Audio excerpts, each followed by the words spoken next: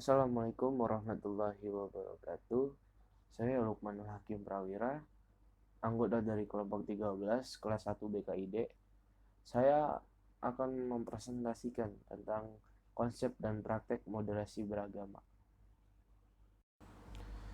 Jadi, apa arti moderasi itu sih? Moderasi adalah jalan tengah dalam sejumlah forum diskusi. Kerap terdapat moderator yang menengahi proses diskusi, tidak berpihak kepada siapapun atau pendapat manapun, bersikap adil kepada semua pihak yang terlibat dalam diskusi. Moderasi juga berarti sesuatu yang terbaik, sesuatu yang ada di tengah, biasanya berada di antara dua hal yang buruk. Contohnya adalah keberanian. Sifat berani dianggap baik karena ia berada di antara sifat ceroboh dan sifat takut. Apa itu moderasi beragama sekarang? Moderasi beragama berarti cara beragama jalan tengah sesuai pengertian moderasi tadi. Dengan moderasi beragama, seseorang tidak ekstrim dan tidak berlebihan saat menjalani ajaran agamanya. Orang yang mempraktikkan orang yang mempraktekannya itu biasanya disebut moderat. Lalu konsep moderasi itu apa sih?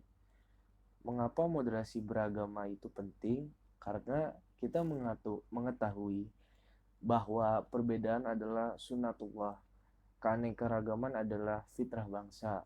Pancasila merupakan nilai asli masyarakat dan bangsa Indonesia adalah umat yang beragama.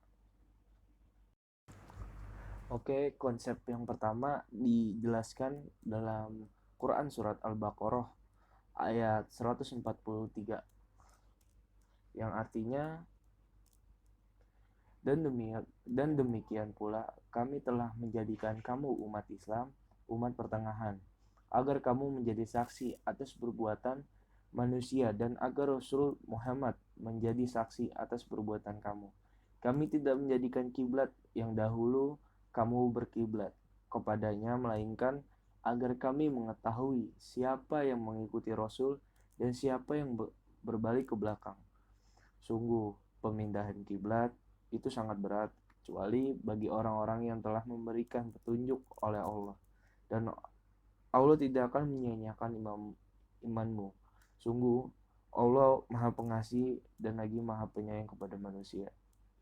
Dan konsep yang kedua adalah Quran surat Ar-Rahman ayat 7 sampai 8. Dan langit telah ditinggikannya dan dia ciptakan keseimbangan. Itu Quran surat Ar-Rahman ayat 7. Dan agar kamu jangan merusak keseimbangan itu. Quran surat Ar-Rahman ayat 8.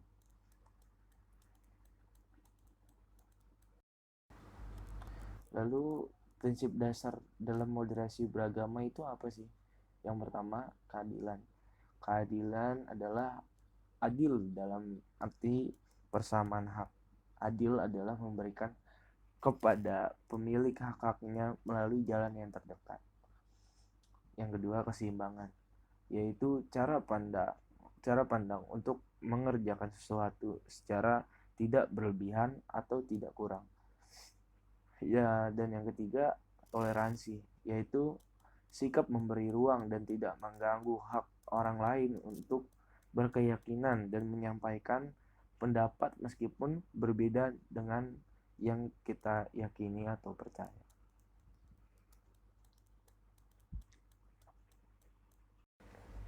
Praktik moderasi beragama. Pertama, moderasi beragama pasif, yaitu lembaga pendidikan keagamaan yang mengajarkan moderasi beragama namun lebih kepada pemenuhan kebutuhan personal individu pemeluk agama sebagai landasan pandangan hidup dan sekaligus nilai etik dalam kehidupan sehari-hari. Kedua, moderasi beragama aktif, yaitu lembaga pendidikan keagamaan yang mengajarkan moderasi beragama dan menjadikannya sebagai modal dasar menginisiasi dan membangun relasi sosial keagamaan yang jauh lebih erat dan produktif, baik untuk tujuan keagamaan itu sendiri maupun tujuan kebangsaan secara luas. Lalu kita akan membahas tentang karakteristik moderasi beragama. Yang pertama, tidak memberatkan atau memudahkan. Yang kedua, menghindari fanatisme berlebihan. Terus yang ketiga, menghindari realitas atau fleksibilitas. Terus yang keempat, keterbukaan dalam menyikapi perbedaan. Terus yang kelima, memahami sunatullah dalam penciptaan tadaruj.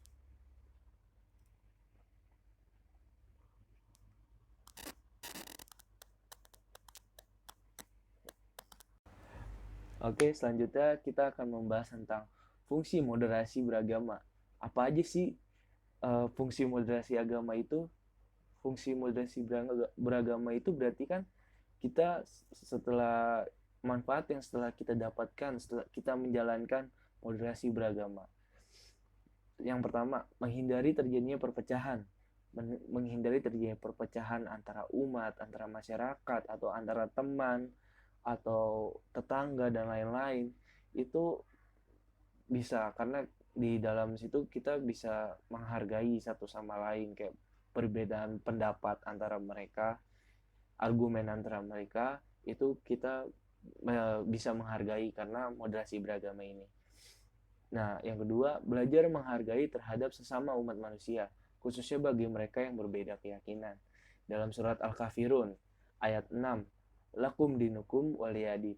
Itu artinya bagimu agamamu, bagiku agamaku. Dan itu berlaku di agama saya, Islam.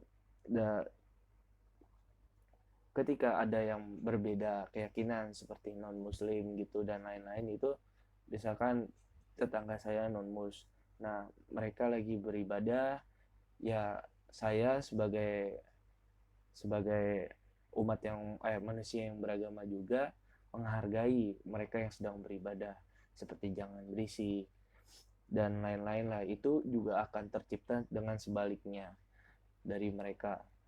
Nah, terus yang ketiga itu menciptakan suasana yang rukun dan damai.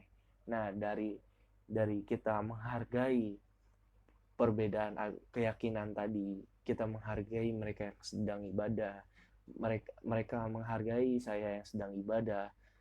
Itu di situ akan tercipta nanti suasana yang rukun dan damai antara tetangga. Walaupun beda keyakinan, tapi suasananya itu adem, damai, rukun. Jadi tidak ada perselisihan antar tetangga gitu. Terus yang keempat, membentuk generasi yang moderat dan tidak mudah terpengaruh oleh dunia maya.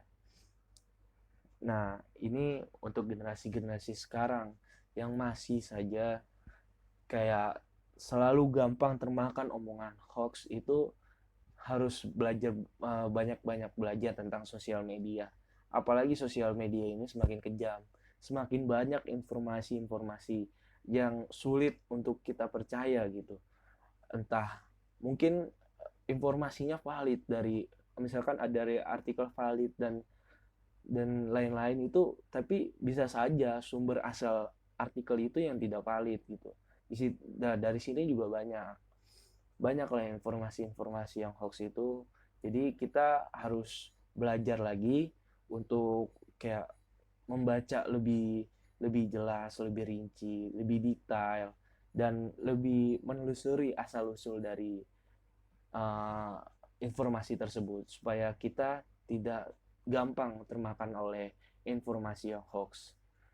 Oke, nampaknya demikian presentasi saya dari kelompok 13. Kurang lebihnya mohon maaf. Yang keburukannya itu dari dalam diri saya sendiri dan kebaikannya itu dari Allah Subhanahu wa taala. Nun wa qalami wa mayaskurun. Wassalamualaikum warahmatullahi wabarakatuh.